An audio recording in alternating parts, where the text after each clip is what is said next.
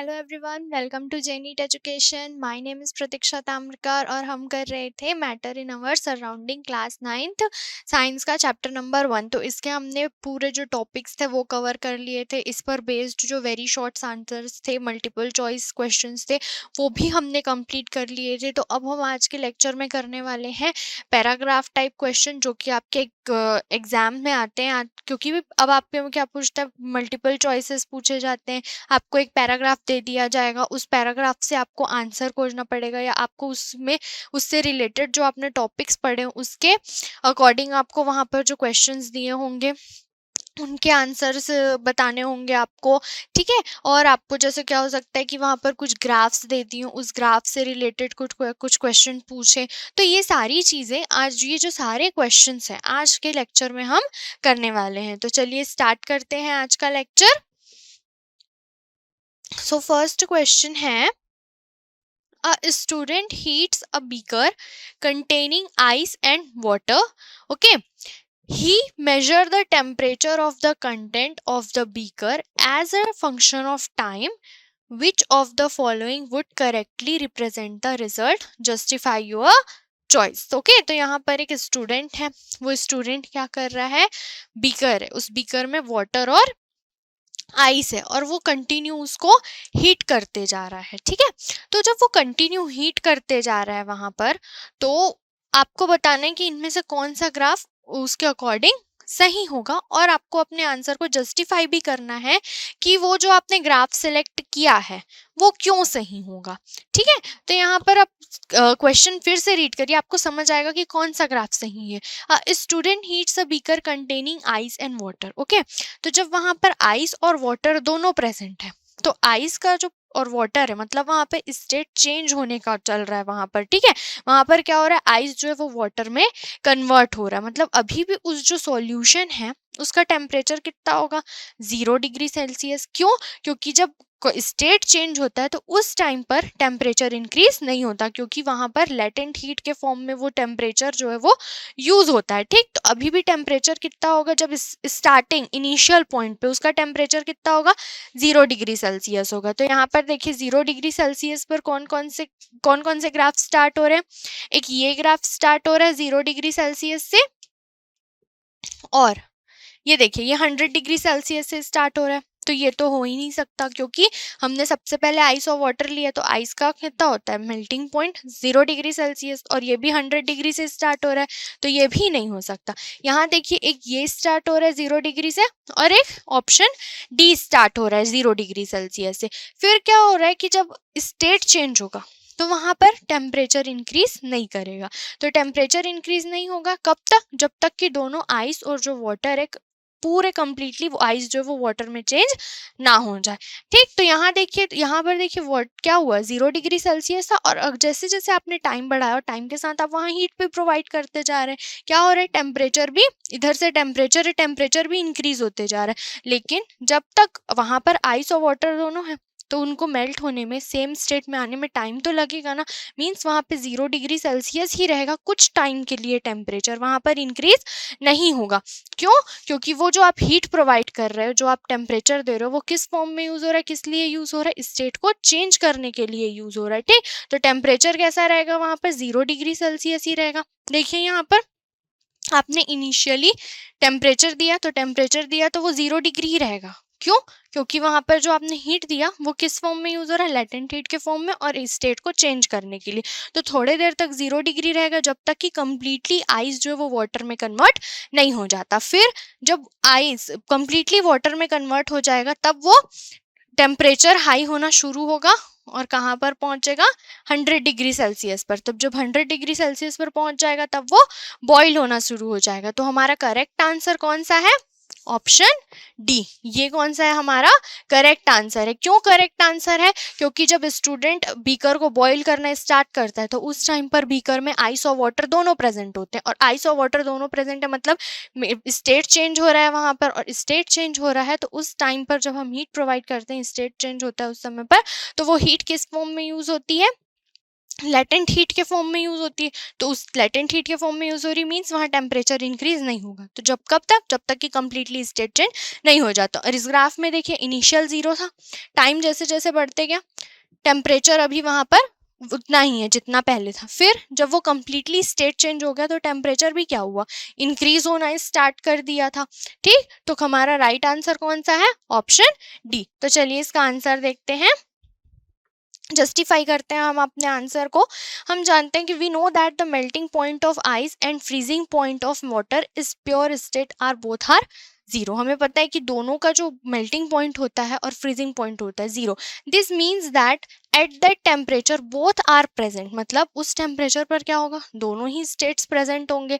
Upon heating the temperature would actually not change but heat energy supplied would be absorbed by the ice and latent heat of fusion. This would result in the melting of ice and the temperature would remain 0 degree till the wall of the has melted. Further heating would increases the temperature water till it starts boiling at 100 degree Celsius and the curve D gives the correct representation. ठीक, आपको ये समझ आ गया क्या हुआ यहाँ पर, हमने क्यों डी ऑप्शन चूज किया, क्योंकि उस टाइम पर जब आइस और वाटर दोनों थे वहां पर, तो जब हम हीट देंगे तो वो हीट किस फॉर्म में यूज हो जाएगा, लेटेंट हीट के फॉर्म में यूज हो जाएगा। उसके बाद जब कंप्लीटली, और वहां पर टेम्परेचर चेंज नहीं होगा, और जब कंप्लीटली वो स्टेट चेंज हो जाएगा तब जब हम हीट देंगे तब जो हीट रहेगा वो हीट किसके लिए यूज होगा, वाटर को बॉईल करने के लिए यूज होगा और उसका टेम्परेचर इंक्रीज होगा। और जब 100 डिग्री पर पहुंच जाएगा तो वो फाइनली बॉइलिंग होने स्टार्ट कर देगा। इसलिए कर्व कौन सा सही था, option D. Okay, next question है इसी टाइप्स का है, इसी से ही रिलेटेड है। ठीक, a glass tumbler contain hot water is kept in freezer. Okay, तो क्वेश्चन आपको ध्यान से पढ़ना है कि आपको क्वेश्चन में क्या बोल रहा है कि कौन सा स्टेट है उस सब्सटेंस का। ठीक है, तो यहाँ पर उसने क्या बोला, a glass tumbler contain hot water. तो हॉट वाटर का टेम्परेचर कितना होगा वहां पर, 100 degree Celsius. Okay, is kept in a freezer compartment of refrigerator. If you could measure the temperature of the content of the tumbler, which of the following graph would correctly represent the change in the temperature as a junction of function? ठीक है, तो time के साथ वहां पर क्या temperature में changes होंगी। तो सबसे पहले क्या बोल रहे हैं वो हॉट वाटर। ठीक है, उसने क्या बोला, हॉट वाटर बोला। तो हॉट वाटर का जो टेम्परेचर होगा वो कितना होगा, 100 डिग्री सेल्सियस होगा।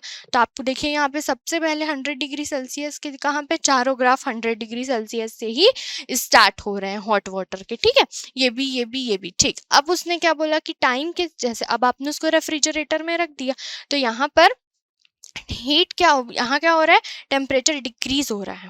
ठीक, तो टेम्परेचर डिक्रीज हो रहा है, ठंडे में रखा आपने उसको, रेफ्रिजरेटर पोर्शन में रखा, तो वहाँ क्या होगा, जो वाटर होगा उसका भी टेम्परेचर डिक्रीज होते जाएगा। तो देखिए एक यहाँ पर भी टेम्परेचर डिक्रीज हो रहा, यहाँ पर भी डिक्रीज, यहाँ मतलब चारों कर्व्स में टेम्परेचर डिक्रीज हो रहे हैं। ठीक, तो टेम्परेचर होते जाएंगे, डिक्रीज होते जाएंगे होते जाएंगे। जब टेम्परेचर 0 डिग्री सेल्सियस पर पहुंच जाएगा तब वहाँ क्या होगा, जो आइस जो आपका वाटर है वो स्टेट चेंज होने लग जाएगा, किसमें, वाटर में चेंज होने लग जाएगा। जो आपका वाटर था वो किस में कन्वर्ट होने लग जाएगा, आइस में। किस टेम्परेचर पर, 0 डिग्री सेल्सियस पर। और जब वाटर आइस में कन्वर्ट होगा तब उस समय टेम्परेचर और भी डिक्रीज नहीं होगा। ठीक, तो यहाँ पर देखिए, यहाँ इस वाले में 100 डिग्री सेल्सियस से जैसे जैसे टेम्परेचर कम होते गया वहां पर टेम्परेचर डिक्रीज हुआ और 0 डिग्री सेल्सियस पर आकर क्या हुआ, स्टॉप हो गया कुछ टाइम के लिए।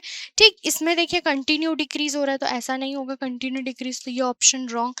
फिर ये देखिए 100 डिग्री से स्टार्ट होकर 0 डिग्री सेल्सियस पर आकर ये तो पूरा ही स्टॉप हो गया 0 डिग्री, तो ये भी नहीं होगा। यहाँ पर देखिए 100 डिग्री सेल्सियस है, फिर 0 डिग्री सेल्सियस पर आया और फिर इंक्रीज हो गया।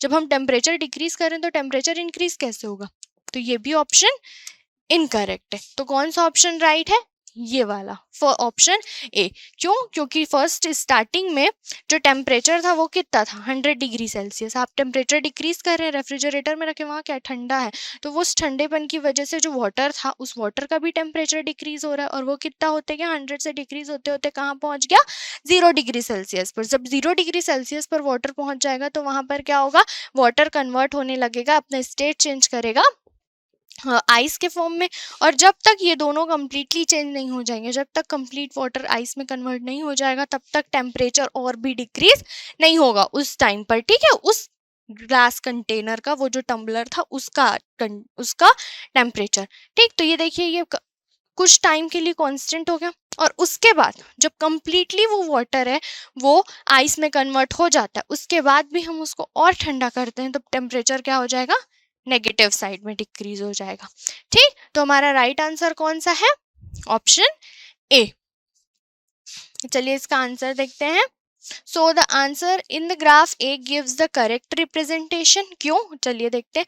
The temperature of water in the tumbler kept in the freezer compartment gets lowered with time till water changes into ice. मैंने आपको बताया था कब तक डिक्रीज होगा, जब तक कि वाटर चेंज नहीं हो जाता आइस में। At this stage the temperature becomes 0 degree Celsius and remains constant till the entire water is in the tumbler has frozen. और कब तक वो 0 डिग्री सेल्सियस रहेगा, जब तक कि उस टम्बलर में जितना वाटर था वो कन्वर्ट नहीं हो जाता किसमें, आइस में। If the tumbler is still kept in the freezer the temperature will fall below 0 degree Celsius with passage of time। और अगर आपने उसके बाद भी उसको रखा हुआ है टेम्परेचर, उसको आप अभी भी किस में रखे हो, रेफ्रिजरेटर में, तो टेम्परेचर क्या होगा, और डिक्रीज होते चले जाएगा, और आपका जो टेम्परेचर है वो 0 डिग्री सेल्सियस से नेगेटिव हो जाएगा, ठीक। आपको ये ग्राफ सॉल्व करना समझ आया। नेक्स्ट क्वेश्चन है, look at the figure and suggest in which of the vessel A, B, C or D the rate of evaporation will be the highest। okay? तो यहाँ पर शायद लाइट हो रहा होगा, तो मैं कलर कर देती हूँ। देखिए, इसमें यहाँ तक वाटर फिल है, इसमें यहाँ तक वाटर फिल है, इसमें भी यहाँ तक वाटर फिल है, और मतलब अमाउंट ऑफ वाटर तो सब में सेम है। Look at the figure and suggest in which of the vessel A, B, C और D the rate of evaporation will be the highest. Okay, तो रेट ऑफ एवोपरेशन का हम चार factors पढ़े थे। वो किस पे डिपेंड करता है, एक तो सरफेस एरिया पे डिपेंड करता है, टेम्परेचर पे डिपेंड करता है, वाइंड स्पीड पर डिपेंड करता है, ह्यूमिडिटी पे डिपेंड करता है, और बॉइलिंग पॉइंट और अट्रैक्शन फोर्स उन पर भी डिपेंड करता है। तो यहाँ पर देखिए कि इसमें पूछा है कि will be evaporation will be the highest. Okay, तो किस कंटेनर में इवेपोरेशन ज्यादा होगा, तो ऑप्शन डी, तो ऑप्शन डी में इवेपोरेशन होगा ही नहीं। क्यों, क्योंकि ये कवर्ड है। ऑप्शन बी, तो ये वाला कैंसिल। ऑप्शन बी, तो ऑप्शन बी का देखिए size compare to A, B and C, size छोटा है, सरफेस एरिया कम है, तो इसमें भी जो इवेपोरेशन का रेट क्या होगा, कम होगा। बचे कौन कौन से, ऑप्शन ए और ऑप्शन सी। तो ऑप्शन ए और ऑप्शन सी का देखिए सरफेस एरिया भी सेम है, अमाउंट ऑफ वाटर भी सेम है, तो वहां पर क्या होता है, देखिए वाइंड, पंखा पंखा चल रहा है, फैन मूव कर रहे हैं, तो फैन डायरेक्टली किसके ऊपर है, कंटेनर सी के ऊपर, तो डायरेक्टली फैन का जो हवा है, वाइंड है, वो कहाँ जाएगा, इसके ऊपर, और ये डायरेक्टली इसके सामने है, तो क्या हो जाएगा, ऑप्शन सी या कंटेनर सी में जो एवेपोरेशन का रेट होगा वो हाई होगा। क्यों, क्योंकि यहाँ पर उसको डायरेक्ट वाइंड मिल रही है, बहुत तेजी से हवा चलेगी, फैन चलता तो हवा तो आनी ही है वहां पर। तो एज कंपेयर टू ए क्या है, फैन से थोड़ा दूर में है, तो वहां पर क्या होगी, हवा थोड़ा कम स्पीड से पहुंचेगी या थोड़े बाद में पहुंचेगी, बट जो उसके डायरेक्टली नीचे रखा हुआ है वहां पर हवा क्या होगा, वहां पर हवा ज्यादा होगा, जिसकी वजह से जो एवोपरेशन का रेट है वो कंटेनर सी में हाई होगा। ठीक है, so the next is, okay, the given graph shows the heating curve of a pure substance. Okay, the temperature rises with the temperature with the time as the substance is heated। तो आपको कुछ questions दिए हुए हैं, इसके answers आपको देने हैं। ओके, तो हमने क्वेश्चन रीड कर लिया, अब हम देखते हैं ग्राफ किस टाइप का दिया हुआ है हमें। ठीक है, तो यहाँ ग्राफ देखिए, ग्राफ में क्या हो रहा है, सबसे पहले टेम्परेचर 0, ओके, या 0 डिग्री रहा होगा, 0 डिग्री पे मान लेते हैं हम टेम्परेचर को, और फिर जैसे जैसे टाइम जाते गया, मतलब वहाँ हीट प्रोवाइड किया जा रहा है, हीट प्रोवाइड किया जा रहा है, तो टेम्परेचर क्या हुआ, 15 डिग्री सेल्सियस हो गया। 15 डिग्री सेल्सियस पर आकर देखिए टेम्परेचर क्या हो गया, कुछ टाइम के लिए कांस्टेंट हो गया, मतलब कांस्टेंट हुआ टेम्परेचर, यानी वहाँ क्या हुआ, स्टेट चेंज हुआ। इसके बाद जब कंप्लीटली स्टेट चेंज हो गया होगा, तब फिर से जब वहाँ क्या हुआ, टेम्परेचर इंक्रीज होना स्टार्ट हुआ। फिर इंक्रीज होने के बाद देखिए 110 पर 110 डिग्री सेल्सियस पर टेम्परेचर फिर क्या हो गया, कांस्टेंट हुआ। कांस्टेंट हुआ मींस क्या मतलब है इसका, कि वहाँ फिर से टेम्परेचर फिर से स्टेट चेंज हो रहा है। और जब कंप्लीटली स्टेट चेंज हो गया तो फिर क्या हो गया, फिर से टेम्परेचर इंक्रीज होने स्टार्ट हुआ। मतलब जो सब्सटेंस है उसका 2 बार स्टेट चेंज हो रहा है। तो यहाँ पर जो सब्सटेंस रहा होगा वो पहले कैसा रहा होगा, सॉलिड रहा होगा। फिर जब उस सॉलिड को आपने हीट प्रोवाइड किया, और जब आप उसको हीट प्रोवाइड करते गए 15 डिग्री सेल्सियस पर आकर क्या हुआ, उसका स्टेट चेंज हुआ। तो सॉलिड से वो किस में कन्वर्ट हुआ होगा, फिर वो लिक्विड स्टेट में चेंज हुआ। और जब वो कम्प्लीटली पूरा जो सॉलिड है वो कम्प्लीटली लिक्विड स्टेट में चेंज हो गया, तब उस टाइम पर उसका टेम्परेचर क्या हुआ, इंक्रीज होना स्टार्ट हुआ। ठीक, तो टेम्परेचर इंक्रीज होना स्टार्ट हुआ। फिर देखिए इस पॉइंट पर आकर 110 डिग्री सेल्सियस पर टेम्परेचर क्या हो गया, फिर कांस्टेंट हुआ। मींस वहां पर फिर से उनका स्टेट चेंज हुआ, लिक्विड किस में कन्वर्ट हो गया, अब गैसियस स्टेट में। और जब वो कम्प्लीटली गैस में चेंज हो गया, तब फिर आपने जब और टेम्परेचर इंक्रीज किया, तब वो वहाँ पे टेम्परेचर क्या हो गया, इंक्रीज होना स्टार्ट हो गया। ठीक, तो अब हम क्वेश्चंस रीड करते हैं कि हमारा क्वेश्चन क्या है। What is the physical state of substance at the point A. तो पॉइंट ए पर यहाँ पर अभी भी देखिए वो मेल्ट होना स्टार्ट नहीं हुआ है। ठीक, क्योंकि वो मेल्ट कहाँ पे स्टार्ट हो रहा है, 15 डिग्री सेल्सियस पर। तो यहाँ जो ए पॉइंट है उस पर वो किस फॉर्म में रहा होगा, सॉलिड स्टेट में। ठीक, तो what is the melting point of the substance. तो देखिए इस पॉइंट पर क्या हुआ, टेम्परेचर इंक्रीज करते गए, और इस पॉइंट से ही टेम्परेचर क्या हुआ, कांस्टेंट होना स्टार्ट हो गया। मींस जो मेल्ट किस पॉइंट पर मेल्ट होना स्टार्ट हुआ होगा, वो 15 डिग्री सेल्सियस पर। तो मेल्टिंग पॉइंट क्या हो गई उसकी, 15 degree Celsius. Next question is what is it's boiling point. तो यहाँ पर देखिए वो पहले लिक्विड में चेंज हो गया, फिर आपने हीट दिया तो हीट क्या हुआ, टेम्परेचर इंक्रीज हुआ, और 110 डिग्री सेल्सियस पर वहां पर फिर उसका टेम्परेचर कांस्टेंट हो गया। मतलब वो फिर से स्टेट चेंज किया, क्या state, liquid to gaseous state. मतलब लिक्विड जो पार्टिकल्स थे वो गैसेस में चेंज होने लग गए। तो यहाँ पर इस पॉइंट पर चेंज होना स्टार्ट हुआ, जो गैस लिक्विड था वो बॉयल हुआ होगा।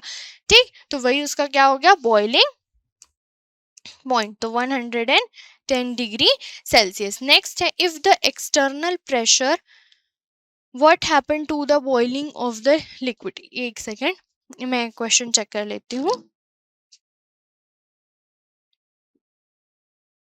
सॉरी, यहाँ पर है if the external pressure decreases. Okay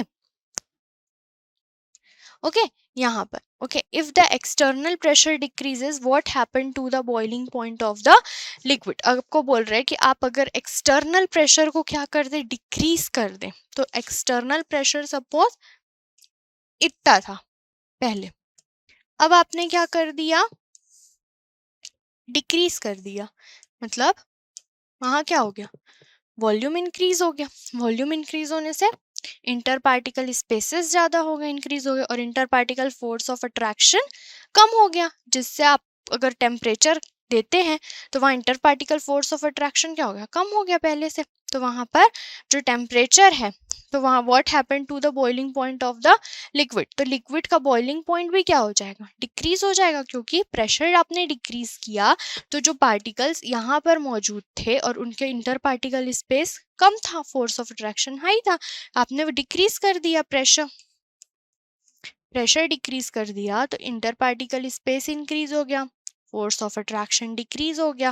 force of attraction decrease हो गया मतलब आपको उसको स्टेट चेंज करने के लिए आपको ज़्यादा एनर्जी देने की ज़रूरत नहीं है। जो पार्टिकल्स है उनके बीच का जो बॉन्ड है, फोर्स ऑफ अट्रैक्शन है, उसको ब्रेक करने के लिए आपको ज़्यादा हीट देने की ज़रूरत नहीं है। मतलब आपका जो बॉइलिंग पॉइंट है वो भी क्या हो जाएगा, डिक्रीज हो जाएगा। ठीक, फोर्थ क्या हो जाएगा, decrease.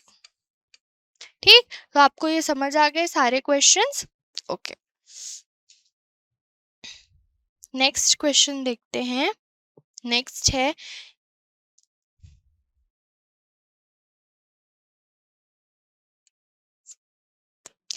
if in we following examples state which factor is responsible for the change in the rate of evaporation and is effect। आपको यहाँ पर कुछ एग्जाम्पल्स दिए हैं, तो आपको बताना है कि उसमें इवोपरेशन का कौन सा फैक्टर यूज हो रहा है। जैसे यहाँ पर देखिए, clothes dry faster on a windy day, मतलब क्लॉथ्स क्या होते हैं, वाइंडी डे में बहुत जल्दी सूख जाते हैं, बहुत जल्दी ड्राई हो जाते हैं। क्यों? ड्यू टू यहाँ पर वाइंड स्पीड की वजह से। ठीक, यहाँ पर एवोपरेशन के लिए कौन सा फैक्टर रिस्पॉन्सिबल है? वाइंड स्पीड, क्योंकि जितनी ज़्यादा वाइंड स्पीड होगी वहाँ पर एवोपरेशन उतना हाई होगा। नेक्स्ट है वेट क्लॉथ्स ड्राई फास्टर और ऑन स्प्रेडिंग देम, ये ऑन है, ऑन स्प्रेडिंग देम, मतलब वेट क्लॉथ्स क्या हो जाते हैं, बहुत जल्दी ड्राई हो जाते हैं जब उनको स्प्रेड कर दिया जाए, फैला दिया जाए। क्यों? क्योंकि उस टाइम पर उनका सरफेस एरिया इंक्रीज हो जाता है। तो increasing in surface area। Next है clothes dry faster in sun than in shade. तो क्लॉथ्स सन में आप रखते हैं तो वहां पर सन के कांटेक्ट में आके जल्दी ड्राई हो जाते हैं। देन इन शेड, क्यों? क्योंकि आप जब सन के कांटेक्ट में रखते हैं तो वहां पर टेम्परेचर क्या हो जाता है, इंक्रीज हो जाता है। ठीक, तो टेम्परेचर इंक्रीज हो जाता है जिसकी वजह से क्लॉथ्स जल्दी ड्राई हो जाते हैं। Clothes take a longer time to dry on a rainy day. तो रेनी डे में क्या होती है, ह्यूमिडिटी ज़्यादा होती है, अमाउंट ऑफ वाटर वेपर वहाँ पर हाई होता है। तो इसका आंसर क्या आ जाएगा, इंक्रीजिंग इन ह्यूमिडिटी। ठीक है, तो चलिए अब हम करते हैं पैराग्राफ टाइप क्वेश्चंस। तो answer the questions on the basis of your understanding of the following paragraph and related study concept. तो आपको क्या होगा, क्वेश्चन पेपर में आपको इस तरह से एक पैराग्राफ दे दिया जाएगा और उससे रिलेटेड कुछ क्वेश्चंस पूछे जाएंगे जिसके आंसर्स आपको इस पैराग्राफ से भी मिल सकते हैं और आपने जो उस पैराग्राफ को पढ़ के समझा उससे भी रिलेट करके आपको उसके आंसर्स देने पड़ेंगे, या जो आपने इस चैप्टर में रिलेटेड होगा या इस ग्राफ से रिलेटेड कुछ और भी क्वेश्चंस हो सकते हैं, उसको भी आपको आंसर करना होगा। तो चलिए एक बार पैराग्राफ रीड कर लेते हैं। We all know that particle is made up of we all know that matter is made up of particles। ठीक, तो matter is made up of particles। The three states of matter are linked with the interparticle space as well as the interparticle forces। These are inversely proportional to each other। Okay, for example, in solid state of a substance, interparticle spaces are the least and the interparticle force are the maximum। Similarly, in the gaseous state of substance, interparticle spaces are the maximum and the interparticle forces are the least. Okay, तो यहाँ पर आपको paragraph दी है, paragraph में आपको क्या बता रहे हैं कि जो मैटर होता है वो पार्टिकल से मिलकर के बने हुए होते हैं और जो ये थ्री स्टेट्स ऑफ मैटर होते हैं, जो मैटर के हमने थ्री स्टेट्स पढ़े थे, सॉलिड, लिक्विड और गैस, वो एक दूसरे से कैसे लिंक्ड होते हैं, किस तरह से डिफरेंशिएटेड होते हैं, एक दूसरे से डिफरेंस होता है उनमें main inter particle force of attraction और इंटर पार्टिकल स्पेस। और ये जो inter particle force of attraction होता है और इंटर पार्टिकल स्पेस होता है, ये दोनों एक दूसरे के इनवर्सली प्रोपोर्शनल होते हैं। क्योंकि सॉलिड में क्या होता है, सॉलिड में क्या होगा, क्लोजली पैक्ड होते हैं तो इंटर पार्टिकल स्पेस कम और फोर्स ऑफ अट्रैक्शन हाई। वही इसके अपोजिट गैसेस स्टेट में, गैसेस स्टेट में क्या होगा, inter particle force of attraction कम और स्पेस ज्यादा इंक्रीजेस। क्यों? क्योंकि पार्टिकल्स के बीच बहुत फ्रीली मूव करते हैं। ठीक, तो आपको ये पैराग्राफ समझ आ गया। अब इस पैराग्राफ से बेस्ड हम कुछ क्वेश्चंस करते हैं। तो क्वेश्चंस हैं हमारे पास, why are solids almost incompressible? Okay, तो why are solid almost incompressible? तो जो solids होते हैं वो almost incompressible होते हैं। क्यों?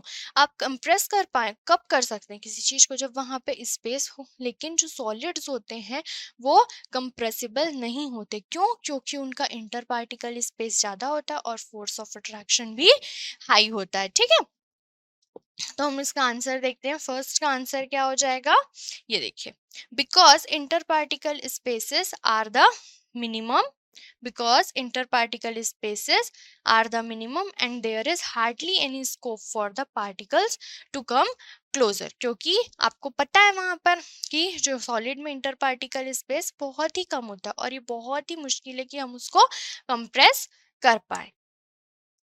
सेकेंड है, is there any effect of gravity on the diffusion of gases. अब देखिए ये आपके उस चैप्टर से रिलेटेड आ गया, हमने डिफ्यूजन पढ़ा था। डिफ्यूजन क्या होता है? Intermixing of particles. तो अब ग्रेविटी भी पूछ रहा है, is there any effect of gravity on the diffusion of gases? No, there is no effect on the of the gravity on the diffusion of gases. तो क्योंकि ग्रेविटी तो वो डाउनवर्ड ऑब्जेक्ट्स को नीचे लाने के लिए वर्क करता है, तो हम तो यहाँ पार्टिकल्स को सिर्फ मिक्स कर रहे हैं, तो उस पर उसका क्या इफेक्ट होगा? तो no, there is no effect of gravity on the diffusion. Okay, no, gravity has no effect on the diffusion of the gases. तो next है, can we fill water in a beaker more than its capacity?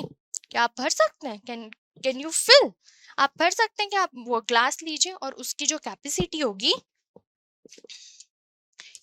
इतना आपका glass है, sorry ये इतना आपका glass है, तो आप इस ग्लास की कैपेसिटी से ज्यादा पानी भर सकते हैं उसमें? No, no, we can't fill. Okay, so we can't fill, no, it is not possible. So the next है, what is the role of nitrogen gas in air? What is the role of nitrogen gas in air? तो nitrogen gas का air में क्या role होता है? तो ये आपके लिए एक नया क्वेश्चन है, क्योंकि हमने जब चैप्टर पढ़ा था तो इस टाइप का भी कुछ नहीं आया था। तो नाइट्रोजन गैस का रोल क्या होता है कि जो नाइट्रोजन गैस होता है वो कंबस्टाइल इफेक्ट को स्लो डाउन करता है वहां पे, ठीक। तो it slow down the combustible effect of air in its absence. If combustion once start it will never stops. अगर नाइट्रोजन गैस नहीं होता तो अगर आप एक बार कंबस्टन स्टार्ट हो जाता तो वहां पर फिर से वो स्लो डाउन या खत्म नहीं हो पाता, ठीक। तो आपको आज के पैराग्राफ क्वेश्चन समझ आ गए होंगे कि कैसे सॉल्व करने हैं हमें। ग्राफिकल क्वेश्चन समझ आ गए होंगे कि किस तरह से हम ग्राफिकल क्वेश्चंस को सॉल्व कर सकते हैं, ठीक है।